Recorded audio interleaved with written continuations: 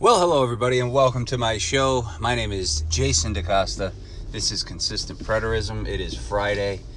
All is well in the world. I just got out of the gym, pumped some iron, still got the breath, a little bit out of breath, so bear with me.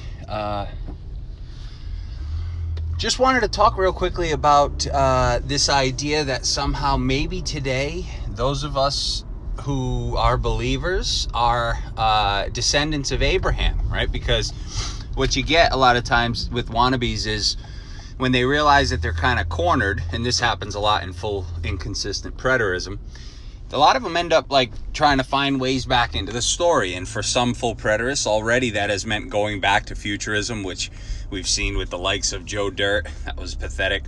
And others, they go back to futurism because they need a way back in, right? They have to do something to get themselves back into the story. So a lot of times they'll either go back to futurism and like hold out hope for something happening in the future, which is just absolutely dumb, right? I mean, 2,000 years of silence, not a peep from the God of Israel, no revelation, no prophets, nothing. But they're holding out, right? They're holding out. Sometimes what they do is they come up with this idea, right, to try to get themselves back in because they can't let go of the religious mindset. They have to say, well, what if we are descendants of Abraham, you know? Like, what if we're the true Israelites today? Well, first and foremost, that just won't work. And the reason why it won't work is because the New Testament shows a limited cap, right? A cap on the mission. The mission was all Israel saved. That was the goal. When the fullness of the nations came in, that goal would be completed. All Israel would be saved, gathered in, that great multitude rejoicing, singing salvation in the end in Revelation 7. And we see them again in Revelation 14, but this time they're described as the 12 tribes, and no one but them could learn that redemption and salvation song, and no one but them could cry and sing about being redeemed from the earth. So there's a cap, right? Jesus said the gospel would go to all nations, and then the end of the old covenant would come. Clearly, if the gospel had to be preached to all nations by the time of the old covenant, then the gospel was tied to the old covenant, and it was related to those who were tied to that covenant body. Whether worshiping under the law, whether having abandoned the law and being dead in trespasses and sins, they had to be dead in trespasses and sins. They had to be tied to the covenant body one way or another. Now people would say, well, how's that work then? I don't get that. That doesn't make any sense. Well, it doesn't matter that it doesn't make sense, right? This is the cool thing about IO. It just slaps people around. It says, hey, you're concerned with things that the God of the Bible seem to not be very concerned with. Like, how did that happen? Or that seems impossible. I'll take a page out of your own book. With God, all things are possible, right? So when you say, oh, they couldn't be Israelites, they were way too scattered. Well, God says with God, all things are possible. So you're questioning God that he couldn't preserve his people? Well, we know he preserved his people because Paul said in Romans 9 that God had left a seed out in the nations. So clearly we know that that is possible. But this whole idea of us being Abraham's seed today is bogus. It's nonsense because all Israel was saved by the coming. So that puts a cap on it. The promise was sure to all the seed. It had to be. That was when all Israel was saved. So the next time someone tries to use that argument to try to get out from under the obvious, just let them know, hey, you're not Abraham's seed. You can't be, right? Because the Bible shows a conclusion at the coming, which was the same time as the end of the old covenant, which was the same time when that temple fell and all things ended, right? That ended. That's when they inherited the promise. That's when Christ supposedly came for his bride. That's when they were changed in the twinkling of an eye and caught up together in heaven. And one other tidbit before I let you go. This one's going to be just a real short one today. This whole idea about a remnant, right? If you look at the Bible, the whole entire Bible speaks of this remnant, right? It's a remnant. That's all it is. It's not a huge, dominating portion of the universe.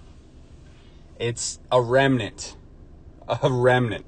The called out ones, a remnant. Now, I don't know about you, but from the latest statistics I've heard, the Christian population on earth, whether it be Protestant, Catholic, who cares, right? But just Christ believers, it's like over 2 billion.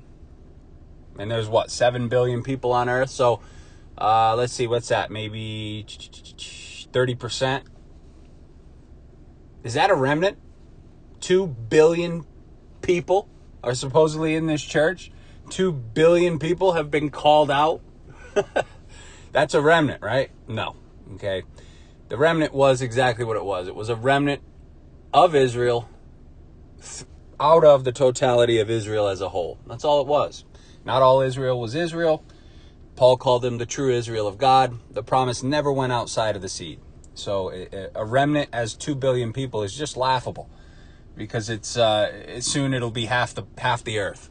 But that's just a product of, indoctrination and the power of persuasion and tradition and everything. I mean, look at it. It's been going on for centuries. So clearly people buy into it just because they don't have anything else to buy into, right?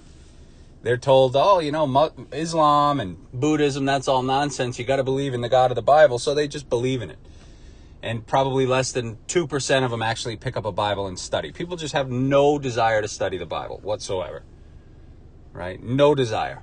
Only a small remnant of those 2 billion probably pick up the Bible and actually do diligent study in it to try to figure out what it's saying, the context that it was written in, the cultural times in which it was written in, how it all pieces together, all the while being brutally honest and keeping audience relevance and other hermeneutical principles in mind. Nobody does that.